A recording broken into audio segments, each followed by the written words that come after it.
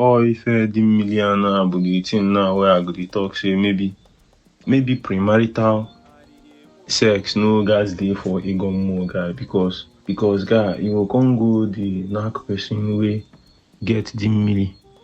Baba go come the one you. And I don't know if you supposed settle the mmiri for person way you know they go marry because it means another person go settle the person the mmiri again.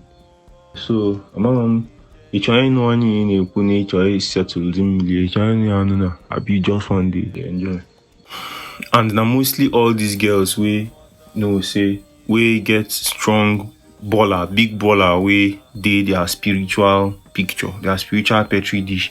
Now mostly them we go hold church tight because they know say go this man no go see bafon, go see bonwe. How man more the before I myself we be most of us we be niggas. And niggas we know about more from without even imago more now as a more with natosm got through a lot before got more.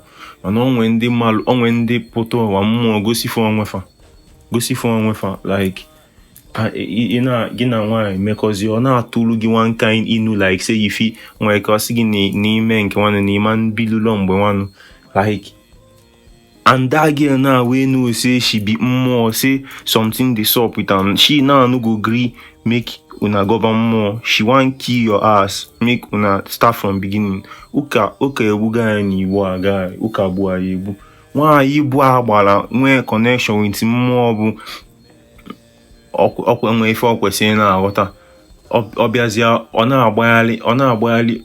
Obuna nwoke kwiye she go control that man to say that man no go gree am no go fit go sort out if million hana boy we tagida often or until their two go die because they fight with spirit but that girl now she no go gree hear word she no go gree confess she no be say confess she no go agree say agwa ani na afunya na nwoke na law na asigi I'm saved by the power of the lamb or some fucking bullshit like.